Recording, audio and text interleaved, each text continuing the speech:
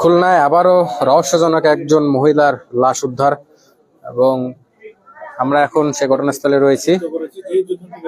এই এলাকার নাম খুলনা সোনাডাঙ্গা থানাধীন, এই খুলনা লবণচড়া থানাধীন মোল্লা থানা এবং সদর থানা। যেমনটা বলছিলাম যে এই এলাকার নাম মোল্লাপাড়া জিন্নাপাড়া যাকে বলে, সেই মোল্লাপাড়ারই পাশে একটি বসত বাড়িতে দেখতে পাচ্ছেন, সেই বসত বাড়িতে একটি মুরগির খামারের ভিতরে একজন মহিলার লাশের দেখা মিলছে।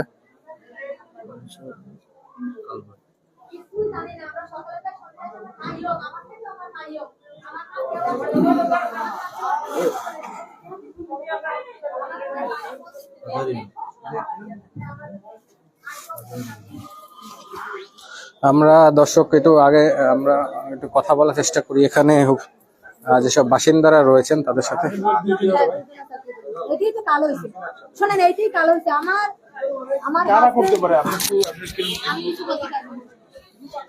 এই মহিলার পরিচয় পাওয়া গেছে? আমার মা বাচ্চা দুটোকে দেখে।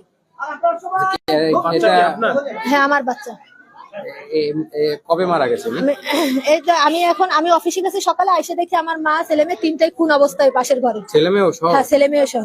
ছেলে মেয়ে কোথায়? ছেলে মেয়ে সদর হসপিটালে নিয়ে গেছে। নিয়ে গেছে?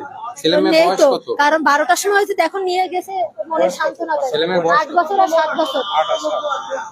ভাবি আপনি আপনারা আমার হাতে কি আর কিছু আছে? দা বসি যদি আমার একটু মাইরে ফেলাতে পারেন। না, আপনি একটু শান্ত হন।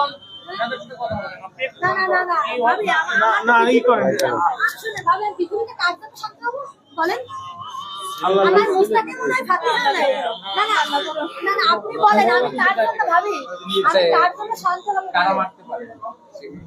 আমি কি করে, আমরা এখানে তো নতুন, কারোর সাথে মিশি না, যাই না, আমরা কিভাবে বলবো? এই তো 2 বছর গেট থেকে সব সময় তালা দেয়া। তাদের রুম কোনটা? এই গেট সব বাসায় আর কেউ থাকে না? না, বাসায় না, ওর নিজেদের বাড়ি। নিজেরা 2 বছর হচ্ছে বাসাটা। হ্যাঁ, বাসাটা বসে। শুনেন, এই দুঃখ করে আর এই উঁচু দেয়াল দিছে, শেষ কথা হয়েছে কবে? তালা দেয়া থাকে। আমার সাথে শেষ সকালবেলা 8টার সময় কথা হয়েছে। আজকে সকালে? হয়।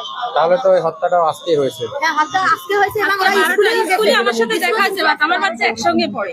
আমার দেখা হয়েছে, সোনার সঙ্গে একসাথে দেখা হয়েছে, কথা বললাম। অর্থাৎ দুপুরের পর হইতে পারে ঘটনা। হ্যাঁ, তাই তো মনে হচ্ছে। আমি তাদের আর ফোনে পাইনি। বাসায় কি চুরির মতো কোনো ঘটনা